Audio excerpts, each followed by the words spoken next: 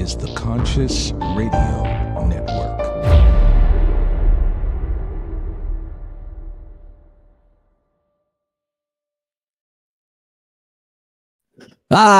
Good morning, good afternoon, or good evening, wherever you might be on this spaceship we call Earth. Welcome to Conscious Radio Network's podcast series, The Weekly Seance. I'm your host, Reverend Dr. Paul Meckes. If this is your first time tuning in, please like, share, and subscribe. You can also listen to this series on Libsyn, iHeartRadio, Spotify, Google Podcast, and soon Apple Podcast. Before we start, a word from one of our sponsors. If you are looking for some incredible crystals, custom crystals, gems, anything you can possibly think of, they have it. Melded Mind Metaphysical, and you can find them at www.meldedmindmetaphysical.com. They are the largest supplier of minerals, crystals, gems on the entire East Coast of the United States. Go see Bob, and he will definitely hook you up. So tonight, our special guest, Kim Voigt, started a career in nursing over 30 years ago, and early on realized she was being called to alternative therapies. Working in nursing, she was naturally inclined towards healing touch and started there. She started a home business, Embody LLC, energy patterning, channeling, and psychic medium services using many different modalities. In 97, she started practicing hands of light healing via the human energy field. In 02, she became a certified hypnotherapist, a master hypnotist. In 06, self-trained awareness program. In 2016, trained in myofascial release and cranial sacral therapy, and has implemented those into practice. Kim also utilizes sound via singing, crystal bowls, and tuning forks in sessions, and offers twin flame services. She's a psychic medium and an ordained ULC minister. Let's welcome this evening Kim Voigt. Welcome to the show, Kim. How are you? Thank you. And thank you for having me. You are very welcome. Very welcome. So this all started 30 plus years ago while you started in the nursing field. Yeah. So explain how this all transpired. Well, I realized early on that it didn't seem like we were really helping anyone. We were just managing symptoms. Nobody was actually healing. And so as time went on, and I didn't even realize that I was psychic because I just thought everybody was psychic because of my very early childhood experiences. That's all I remembered. And it was actually kind of a funny story how I found out. My kids' pediatrician kept hinting at it. Yeah. I'm going, but that's normal. And then I started researching it and went, you mean not everybody's like this? So I was just always kind of drawn to the intuitive thing.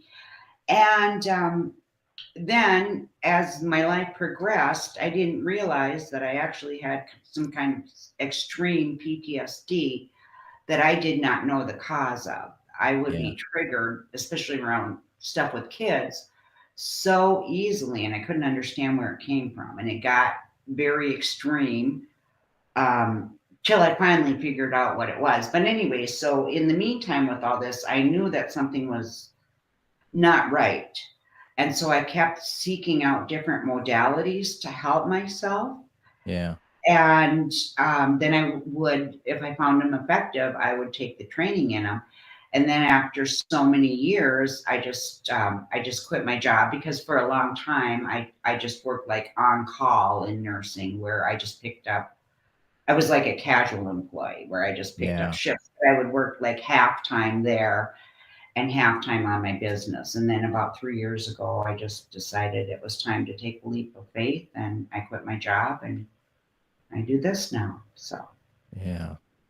Cause I mean, I keep thinking of that, you have this other opportunity and like you said, it's a leap of faith.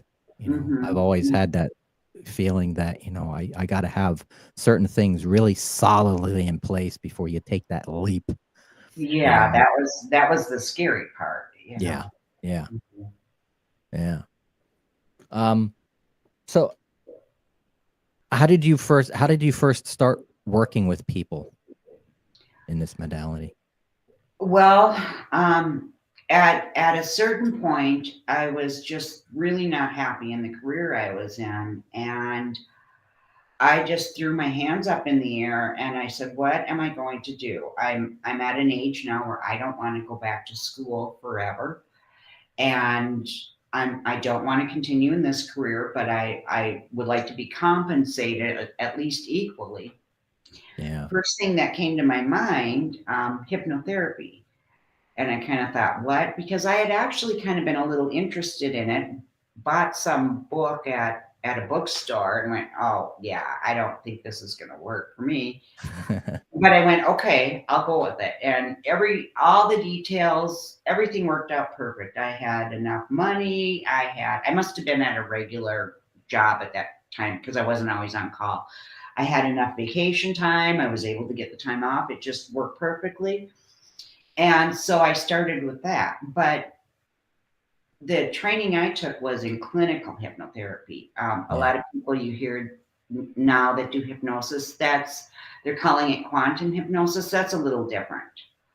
Um, Clinical hypnotherapy is more for like emotional kind of stuff. Yeah. And so I started with that. And the first year, I realized, well, this isn't exactly what I wanted to do. I wanted it more metaphysical kind of stuff in it because this is Yeah. just traditional training. So I spent a year studying and adding on to it and writing my own scripts. And then a friend introduced me to the singing bowls. So I combined those and I started doing like group meditations and healings and stuff. But basically, just in the beginning, I just started experimenting and working with my friends, with the hypnotherapies. And then from there, I started seeing clients. Yeah. Huh. So, yeah, Atlantis Rising is a media company here. They said, "Hey, how you doing? How y'all doing, guys?" Just joined in, so we got some watchers. Welcome, everybody. So now, let's see. Now I just forgot what I was going to ask. Oh man. So the right now you are you've got the singing bowls or the crystal singing bowls. Mm-hmm. And now, are you? I'd like now before the end of the show, do maybe if you'd like to do maybe a presentation and stuff like that Mm-hmm. on that. Now I remember it. The hypnotherapy. Have you ever done? Because what's becoming popular is a lot of people are hearing when I mention it on the air or people ask about it. They always think of hypnotherapy as a form of past life regression, or people want to use it as Mm-hmm. Mm-hmm. to regress past life memories. Is this something that you have used Oh, hypnotherapy with? definitely. Yeah. That was the one modality we were trained in that would have been considered a little bit alternative. But Yeah, actually, our teacher acted like he was very uncomfortable with it. He didn't like to do it. yeah, But I've done a lot of that. A lot of people are really interested in that. I've never had it done. I just started remembering. And I guess I always, even as a child, I would have dreams of past lives and didn't know that they were actually past lives, just thought it was some strange dream. But then I just started remembering them. yeah, yeah, Um, I do I do. Hypnosis and meditation are very similar. When you're meditating, it is to quiet the mind to be more receptive. And when you're doing hypnosis, you quiet the mind so that they can accept appropriate information without blocking it with the conscious mind. And yeah, so they're kind of the same. So I never really did I did a self-hypnosis program that I'm trained in and I do with other people, but I never did any traditional hypnotherapy with other people. But I meditated. And so that was apparently why I kept having all the memories. Yeah. Yeah. Like there's times when I'll do meditation and I'll get into that specific brainwave state. You kind of, you know, you're getting into it. It's almost like when someone's falling asleep, and when you say falling asleep, it feels like you're falling. Right. And you get that jerk wake phenomenon.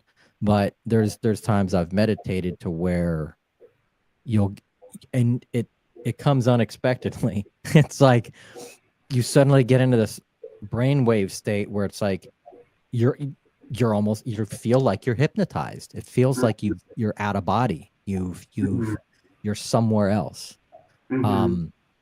Altered states of consciousness. And I agree with that you know, meditation is a form of self-hypnosis, because essentially anybody and everybody who wants to meditate or wants to learn how to meditate, it's like, wow, how do you do it? How do you hypnotize yourself? Yeah. Well, I find the people, because I don't use it for everyone, because say you book a session with me, it's going to take 15 or 20 minutes to get you into that state. And that's time we could be doing energy work and healing or whatever we're doing. So unless somebody wants it, some people are, good at visualizing and they meditate very easily and they don't need that. I use it more often, unless somebody wants it, but more often for the people who tell me, I just can't meditate. I try and I try and I try and I just can't shut my brain off. Yeah. So that's why I use it. But the interesting thing when we do past life regressions, usually because of the work I do, we find something very similar going on in this life, and we'll find the root cause rooted, hundreds, sometimes thousands of years back in a past life. Yeah. And so the client can make that correlation that's why they're experiencing what they're experiencing now. Yeah.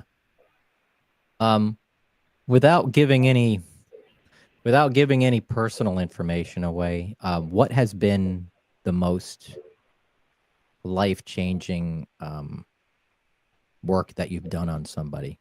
Life-changing to them, and like, wow. Well, a lot of what I do,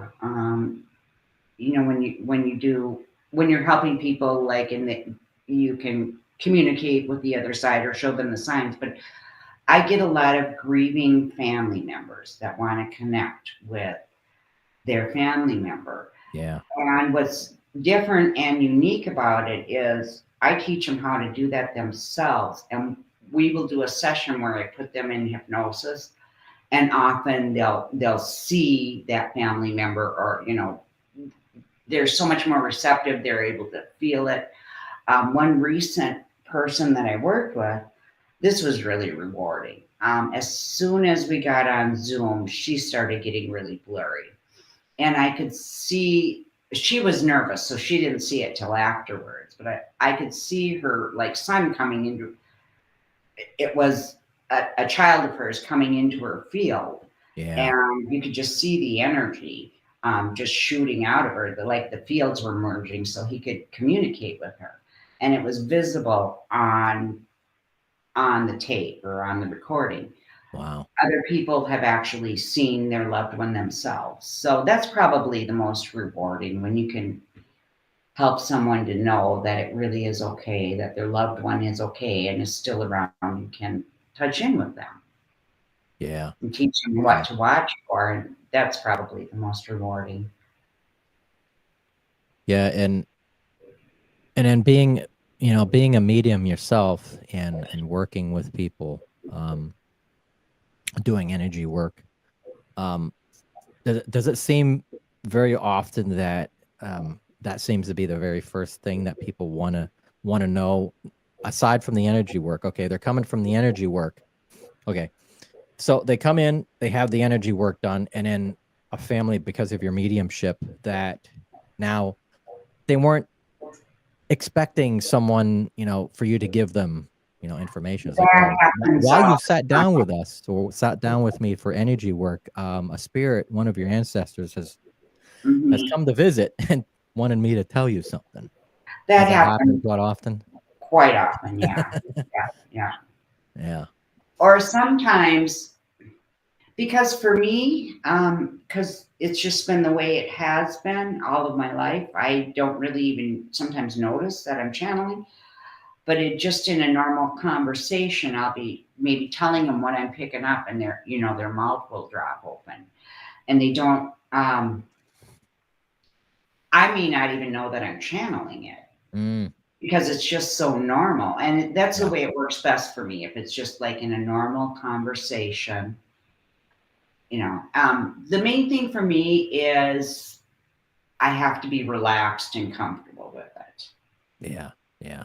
and then the information comes very, very quickly and very smoothly. Yeah. Yeah. You have to like raise your vibration. That way Hmm. they can kind of meet in the middle and deliver.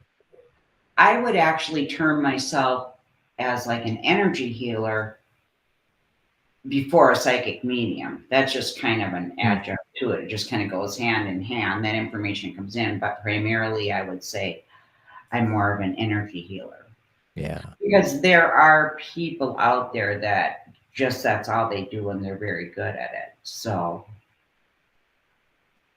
Yeah. well, sometimes it's appropriate to refer someone to someone else. And the myofascial release and the cranial sacral therapy. Sacral therapy. Explain a little bit about that. Well, and the reason I took that was because that was something that I had just been introduced to for no other reason. It's like a form of physical therapy, kind of. It's Hmm. like stretching, but I had some of that work, and it was helping me to release some of the blocks I had. It was helping a lot. It was actually the only thing that helped at a certain point.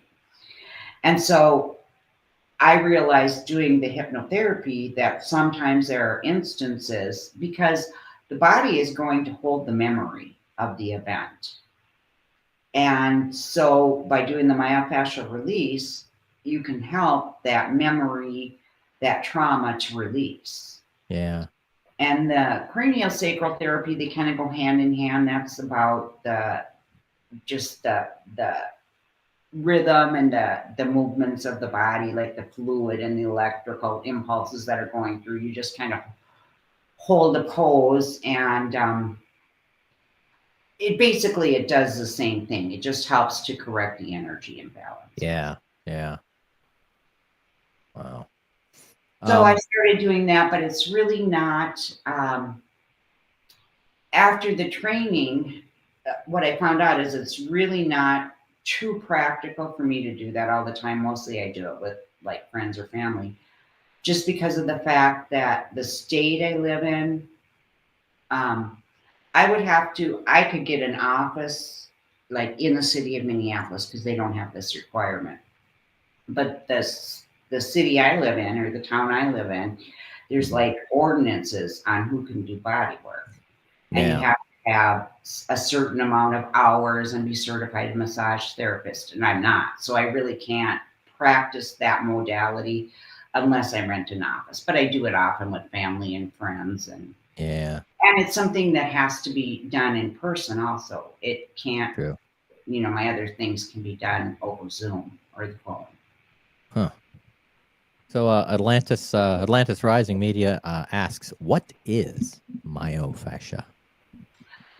That is, okay, so there's like a web-like structure that's called the fascial system.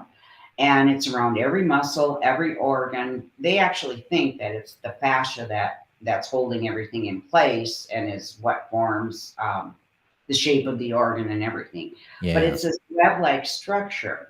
Well, once it gets injured, if you get an injury, or a trauma, your body is going to hold on, can hold on to that trauma. And it gets it's like the sensation, if you need to have it done, of being squeezed from the inside out. It's a very tight and uncomfortable sensation. And once you release that, the block releases. It's done by a pressure and a stretching. And when you're stretching the tissue, you actually feel it pulsing between your hands. Wow. And it's really profound. I've had people call me after, and I've done the work for myself too, but I've had people call me afterwards crying that they haven't felt that good since they were a child. And wow. They were able to run across the yard or whatever, because it really is very profound. Yeah. It's not only an energetic, release, or it's kind of like you kind of like get your energy back, so to speak. Oh, like, definitely. Because here's the thing, our spirits should be harmonized and aligned with our physical body. That's how we would function best. That's how we would be disease free. If we have tissue that's tight and constricted, it's like the spirit really can't get into there. It's like the person, till that's released, it's like a sense of freedom with them. Yeah. So yeah. So I found it so effective that I thought, well, for people that are having a really hard time, this would be a really effective therapy. Yeah. So it seems like it's where we put all our it's like where all that negative energy buildup that we keep in and just hold on to, and we can't release it. That is one of the places in the body it's physically stored. That's where it building is. Up. Because your body is going to hold on to the memory. Yeah. The trauma or the injury. It could be an emotional trauma that's not healed. That will make the fascia tight also, or a physical injury. Huh. Wow. Gloria Haas says, "Hi, Kim." Hi, Paul. Hey, Gloria. How you doing? Thank you for chiming in. She's out in Arizona. Yeah. Let's see. So the sound with the singing bowls and stuff. When did you start working with the singing bowls? Oh, that was shortly after I trained in hypnotherapy. I was introduced to a friend of mine had gone to a gemstone show, fell in love with them, brought a whole bunch back. She knew that her friends would want them and she'd be able to sell them, but she's telling me about it. And this was at her cost. And I had small children, and one bowl was $100. They're more now. But I was thinking, oh, I don't think I want to pay that much with all these kids running around. That's not. But I saw it, and I bought the one from her, and then I came home and ordered a whole set. It was just immediate. Yeah. The thing was, as soon as, because I got an A note, which has to do with the third eye, the first one I got, as soon as I got that, it like speeds things up. It makes things happen quicker. There were some things that we were having trouble finding, like we teenagers with older cars that we needed parts for or whatever, that we couldn't find anywheres. And then like the next day we find it. There were all kinds of things like that. You could just tell that it was doing something and helping to set my energy. So I got them, and then I thought, well, I'm going to combine them with kind of a hypnotherapy meditation kind of thing. So I started writing scripts that I used the bowls right with, and I would do group meditations. And the other thing, they're really helpful. Like if you were going to see somebody for hypnotherapy, they'd be playing ocean waves or something. It helps with the relaxation, and it helps to drown out noises from the outside. So I use these bowls instead. And then when you're in the presence of the bowls, or when I'm doing a session, it's a very strong sensation. It almost feels like your molecules in your body are vibrating. And that's another way that you can help to shift if you do happen to have any blocks. Huh. Before we get into the twin flame, I want to go back just a moment ago. Is the myofascia thing similar to trigger point? Atlantis Rising is asking. Trigger point is that similar to trigger point therapy?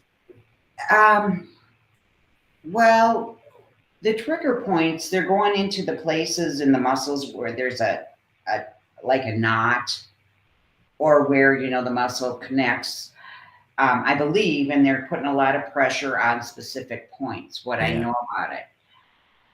That will make it release somewhat, but I've actually had, like at a chiropractor working on trigger points. For me personally, I found the myofascial release more effective.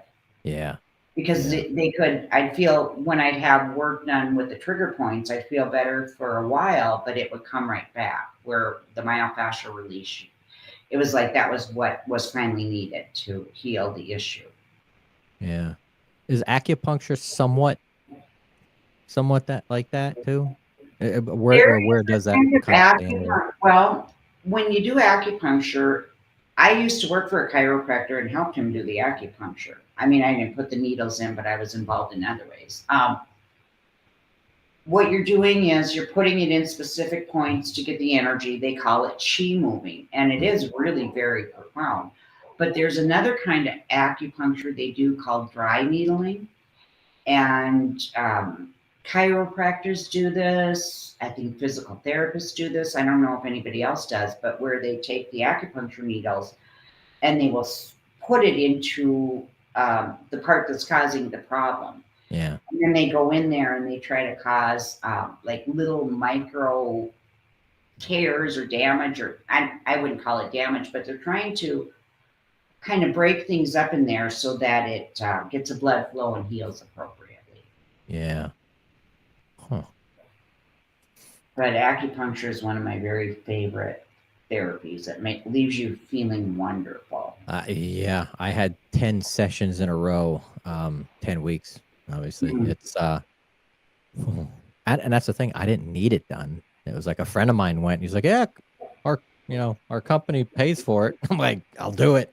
So I did, and then wow, was it just very profound. Well, when I would work with the chiropractor, you know, because I would see the patient or the client before, in the chiropractor's office, we call them patients, but I would see them before starting the treatment and then after. And there was always a clear difference. Their eyes would be all bright and sparkly. Yeah. You know.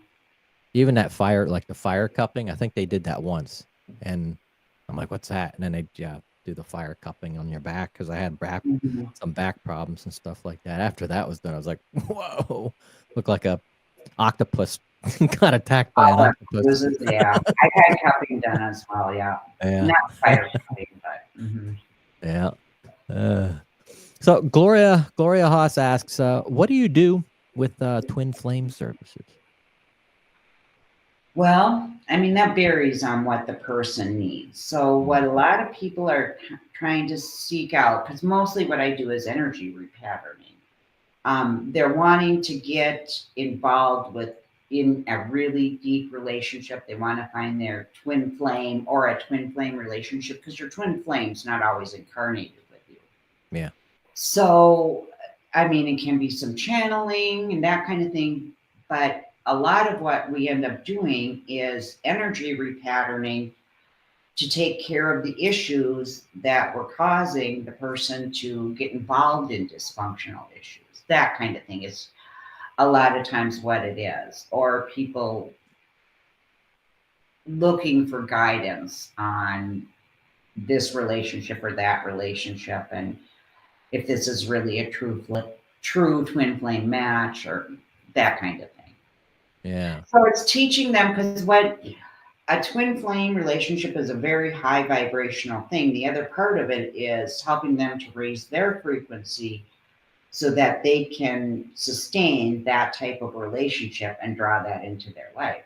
Yeah. Anybody can draw a relationship into their life, but if you're at a place where say you were traumatized as a child by, the opposite gender parent, and, you're heterosexual, you're going to be biased. And if you haven't healed those issues, and there's a good chance that you're going to keep drawing those kinds of issues into your life. Yeah. We would work on that. We always have to go back to the root cause of what's causing things. Even though something might have just happened yesterday, yes, we do have to deal with that. But we have to find that root cause, and that might have been when you were 2 days old or whatever the situation was, to actually do the energy healing. Yeah. So. And at the same time, too, it not only means working with energies in this lifetime, but it could be working with energies stemmed in a past life. Past lifetime. And it's interesting, a lot of times you're back with those same people. It's quite common where it's been lifetime after lifetime after lifetime where the people are, supposed to be working something out, but the patterns keep repeating. Yeah, and that also brings up the question too: is do you share the same thought that that we reincarnate in groups, and that's been a hypothesis for a very long time, is we group or reincarnate.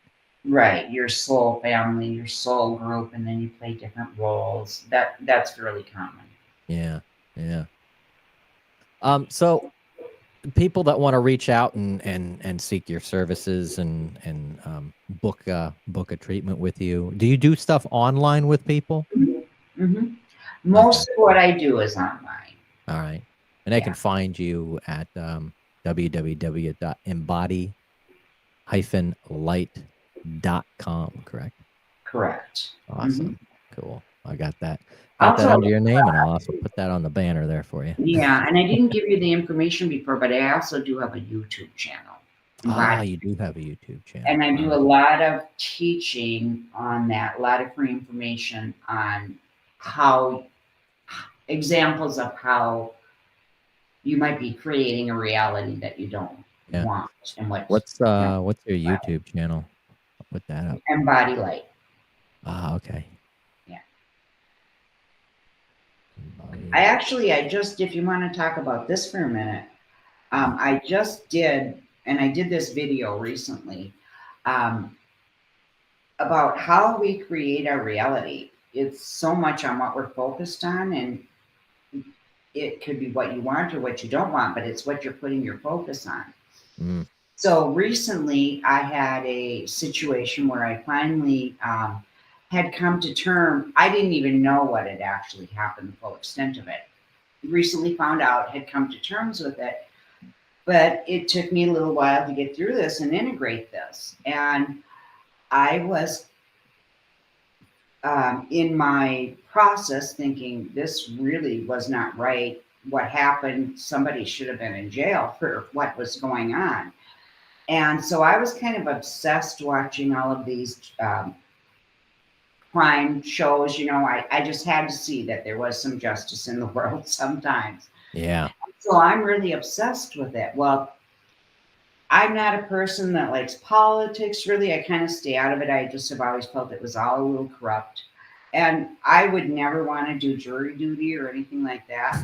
Well, because I was so focused on it, I got a notice for jury duty. Oh. So I thought, well, I'm going to fill this out. I had them send me the application. I didn't want to do it online. And they asked for a career. What's your career? And I thought, that's going to get me out. Because they're going to think I'm crazy. Yeah. Or they're going to think, well, we wouldn't want that here because it could potentially influence the other jurors. And so I had to do the forgiveness work and take my focus away from that so that didn't actually happen. And so what they did, they put me on call for 2 months, and I never got called. 2 months. Wow. Yep. And it's just where you're focused on. Yeah. Yeah. Thought focus, energy focus, emotional focus really does play a part in creating the universe around us, or the reality. Exactly. And each energy, each component makes it stronger. You know, Yeah. if you're thinking about it, that's one thing. If there's emotion, that's really the magnetic thing. The emotion behind it is what's going to draw that into your world. So, Yeah. several aspects. Gloria asked, have you ever seen a twin flame relationship where one person in the relationship is nice and the other person is really mean spirited? That wouldn't really be a twin flame relationship, I don't think. Because usually in a twin flame relationship, you're both of an equal vibration. Mm. You know, and so I wouldn't really think that that's really a twin flame. That would be kind of more like a soulmate, closer to a soulmate, meaning that, okay, no, you're not mates, but or a karmic you've thing. been together or been around each other, worked around each other in a past life, but it doesn't necessarily got along in a past life either. No, right, exactly. Yeah. Yeah. And the other thing, you know, the only thing about the twin flame thing is I think for some people, we're always looking for that piece that's going to make it better, that's going to fix things. And what they don't realize is if you do your own internal work, your own healing work, your vibration is going to increase and you're going to naturally draw that person to you. It's not about that other person coming to you and completing to you and then everything's going to be wonderful. It's about you raising your frequency and then you draw a matching frequency into your reality. Yeah. You know, because your actual twin flame may or may not be here on this planet, but you're going to be drawn towards that type of person and you're going to draw somebody that's very similar into your reality. Yeah.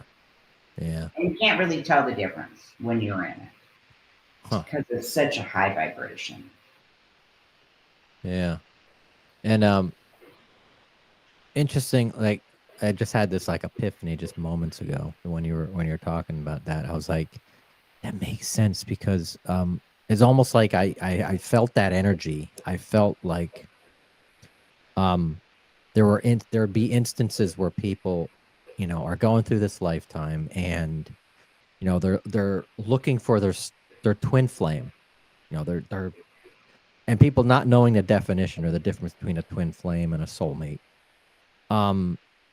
But you know, what would a takeaway for you be? Meaning, as far as like the soulmate and the twin flame aspect is, it seems like so many people, I wouldn't say are wasting their time looking for that person or the twin flame or the soulmate.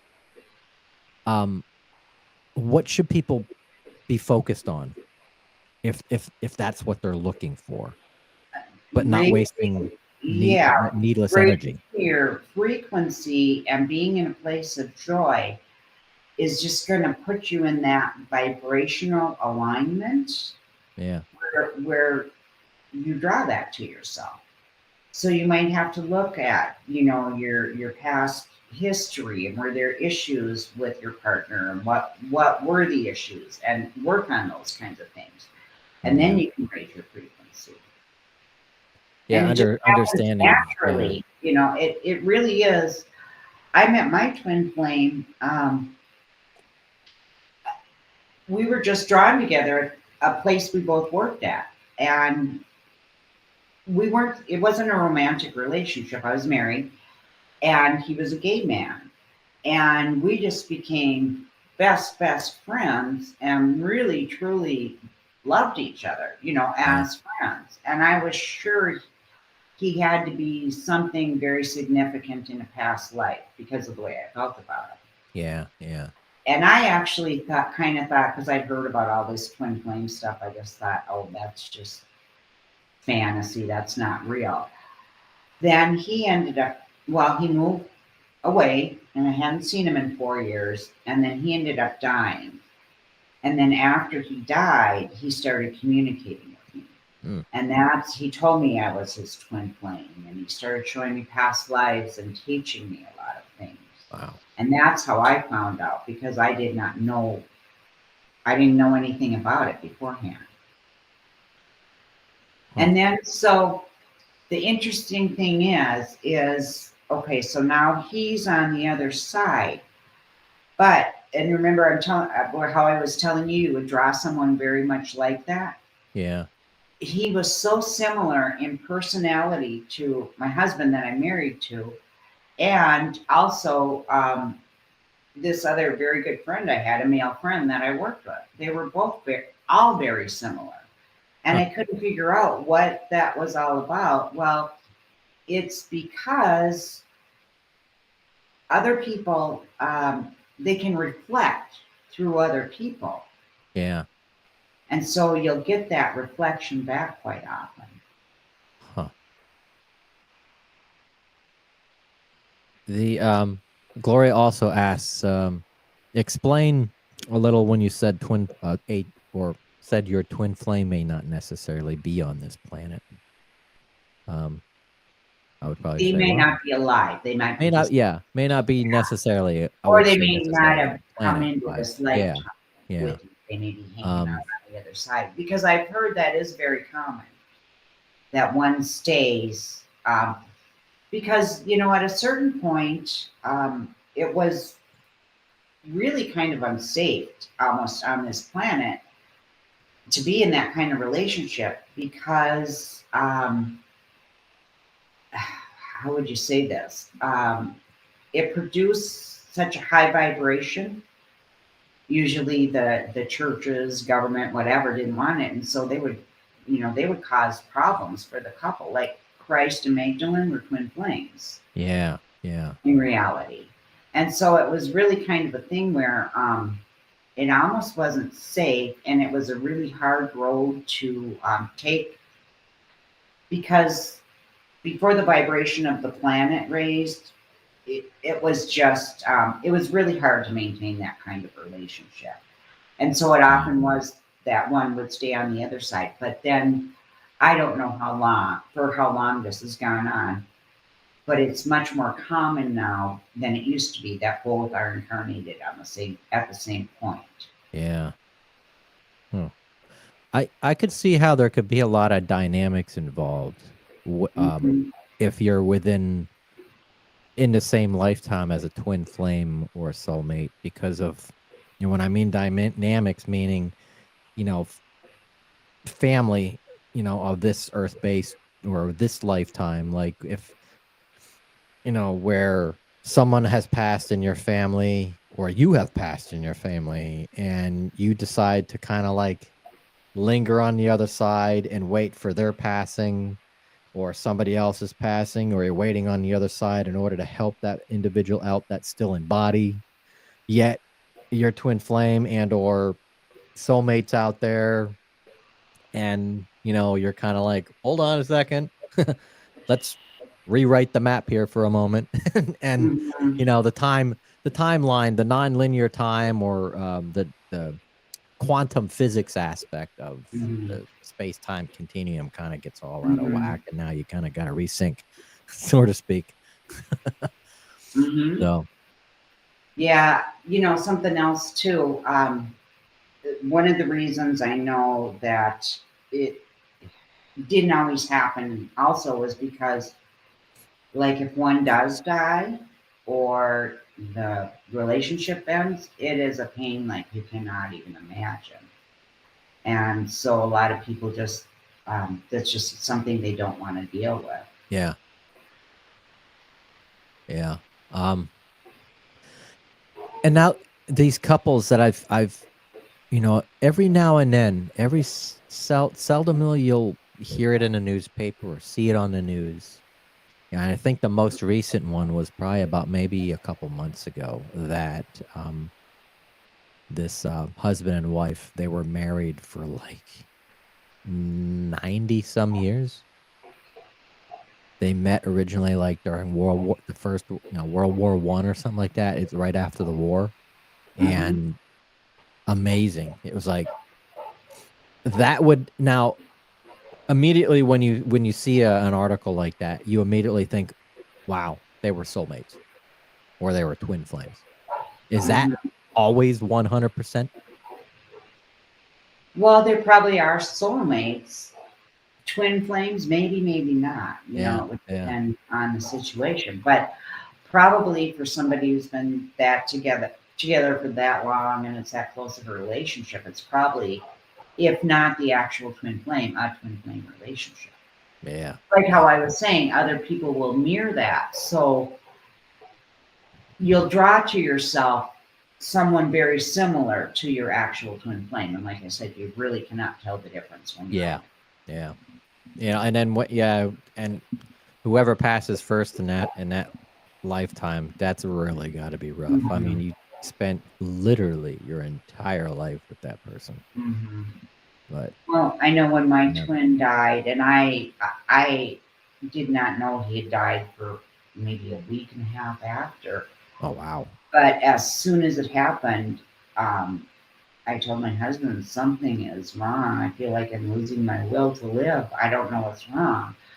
And I actually felt the grieving in my body. And I till he started communicating with me, I didn't know that we were twin flames or what that was about. But what I have found out is that if you're actual twin flames, you share that main root chakra. And so that's, you're always, if they're on the planet, you're always connected. Yeah. Atlantis Rising asks, what is the difference between a soulmate and a twin flame? Well, a soulmate is people that you agree, usually it's like your soul family. You've got a soul family that you reincarnate with over and over and over again. These are people that you've agreed to come into life to play certain roles for you, like my children are my soulmates. My husband is my soulmate. My parents were probably my soulmates. That's what I consider a soulmate. Some people put a soulmate on a relationship, like you're the one. And that I guess is just a different way of terming it. But what a twin flame is when we were created, first we were extensions of source, fractaled into many, many billions of parts or whatever it was.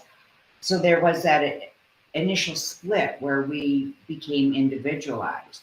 Yeah. Well, from that initial split, then there was, and I don't know if everybody's chosen a twin flame relationship or not, if this is for everybody, but there was a splitting between the male counterpart and the female counterpart. Oh yeah, the masculine and the feminine side, the yin and the yang of individuality. Yeah. And this person who was my twin flame, it was very interesting because he was the one person that I was doing the myofascial with. He was the one who was doing the work with me. And at one point where we were doing the work, I had this vision, and it was us as little children running along a beach holding hands. And I told him, I said, we go way back. I told him what I was seeing. But I didn't know what a twin flame was, and I don't think he did either. But it was so strange because we didn't really know we were separate. Yeah. Like his joy would feed on my joy. And if he smiled, it was just like we just kind of complimented each other, and we're best friends running around playing. And I just knew we had been together forever. And there was this very deep bond that I didn't really feel with other people. Huh. Yeah. Basically, it's something you'll know. You'll just know. You'll know. Yeah. Mm-hmm. Yeah. Let's use the last. We got about 10 minutes left. I figured the last, 5 to 8 minutes, 10 minutes or whatnot, we can do a little bit of a sound bowl therapy session and demonstration, so to speak. So yeah, so it'll depend on what your sound system is like. If you like, I know when I listen to my recordings, if I listen on my cell phone, it's not nearly, doesn't sound as good as when I listen to this with the amplifier on. But like this, so they come in specific notes, and this is an F, and this is like each note Yeah. corresponds with a specific energy That- body or chakra. and that's the heart And chakra, so, right? so I Yeah. work with them. And actually, our chakras system, um, it's almost kind of, it was like a downgrading of our energy to where it kind of separated it off into like levels that you had to go through one level to another level to reach another level. And we were never supposed to initially be like that. That was like a downgrading of our energy. And Yeah. so eventually we will return to the point where we're just where it's a unified chakra and we don't have these separate bodies. But in the meantime, and what I started doing is because, like, if I'm going to work with somebody who's got like a relationship issue or something, I can tell when I'm working with somebody because I'll scan their energy field and I feel where they're blocking. I can tell right away that it's at the heart or at the throat. And so, in addition to the work that we're doing, say it's forgiveness work, I will probably be playing the specific note that's going to help you to shift that. Yeah. So, like this one is an app and it's for the heart. And some people, when you're playing them, you'll actually see the color that corresponds with them. It would be a green or a pink for the app. And, but you will feel the vibration of the sound going through you. And it can get kind of intense. So, I'll play this and you can kind of get an idea. And then I have many. So when you play them together, it makes really unique sounds.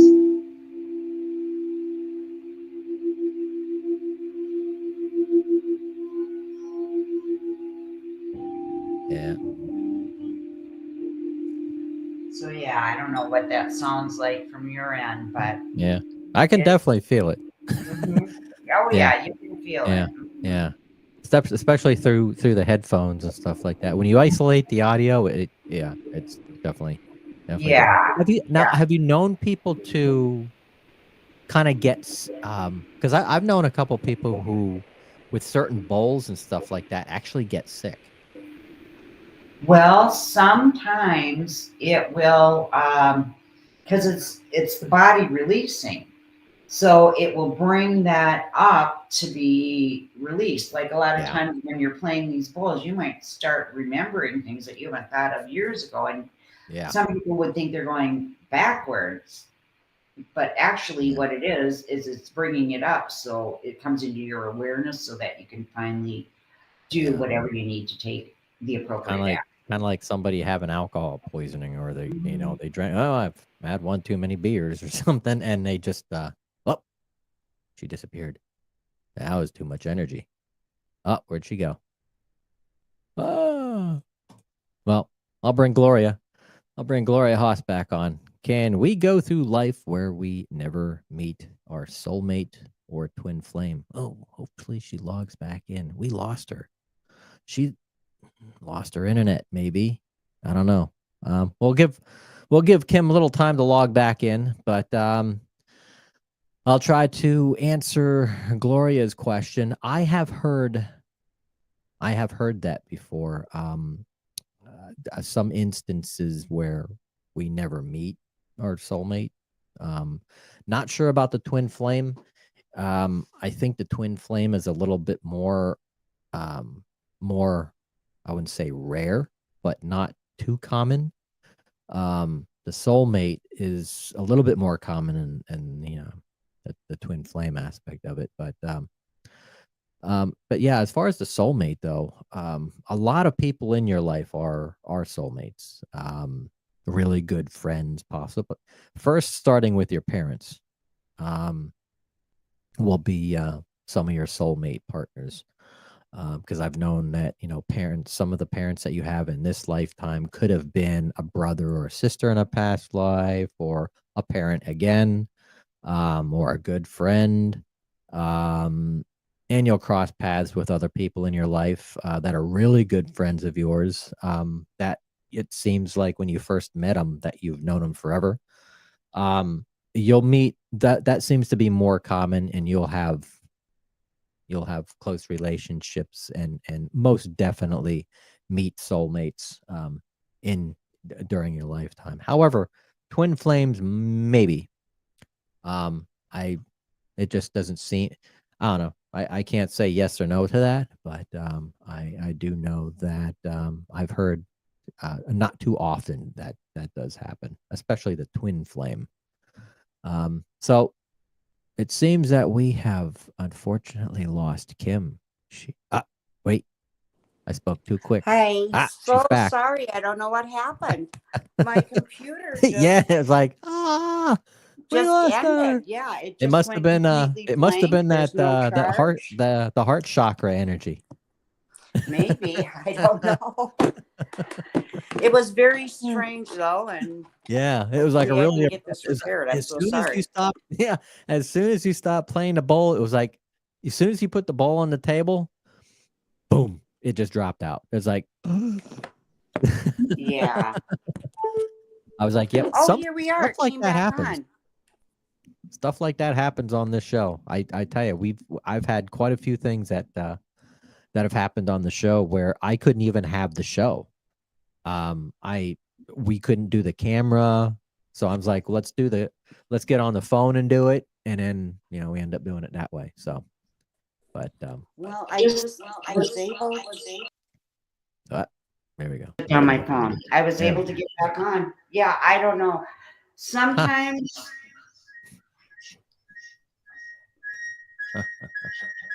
There, I guess I didn't have that close.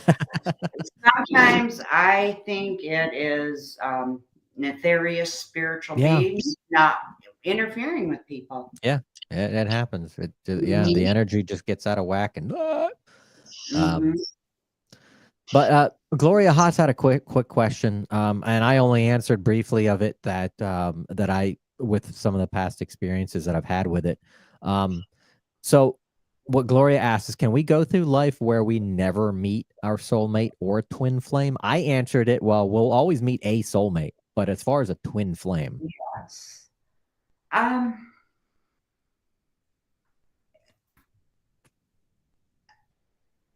just trying to see what I'm getting. Some people, here's what I'm getting. Some people have just not signed up for that.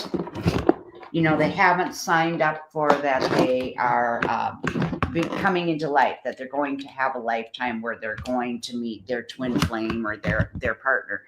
Because part of the issue, what happens is we're on this planet to ascend or spiritual healing or whatever. Oftentimes when we meet that twin flame, and we know that before we incarnate, we get so comfortable that we don't see any reason to carry out with whatever goal it was that we were born to. Yeah. Wow. Oh, yeah. Yeah, we're getting that weird energy's coming back. Yeah. But it is. It is actually the end of we have like a couple minutes. Well, we got about a minute left and stuff like that. Yeah. So. Yeah. But Definitely want to have you on the show again, though. I definitely like to maybe pick up. Things we could talk about. Yeah, definitely pick up where we left off and stuff, and do another hour. Do another hour and stuff. But again, if people want to reach out and let me go back here, turn that off. There we go. And reach out to you and get some. Someone said there's solar flares going on. Could be solar flares, sunspots. Demons. So if people want to reach out to you, they can go to www.embody-light.com, and your YouTube is scrolling down on the bottom of the screen. There is Embody Light. If they want to reach out to you. So Kim, it has been a wonderful evening and very intriguing work that you do, and definitely let's stay in touch. And if you're ever in the sunshine state, let me know. Are you expecting to do any traveling soon? I would like to do some this winter when it's cold here. There you go. Florida's definitely So the place. maybe I'll come and we'll go have lunch or something. There you go. Okay. Awesome. Awesome.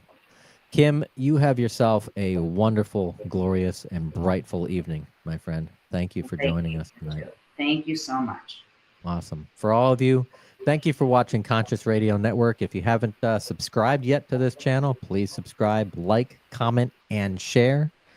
But until then, and until next week, y'all take care. Y'all have a good night.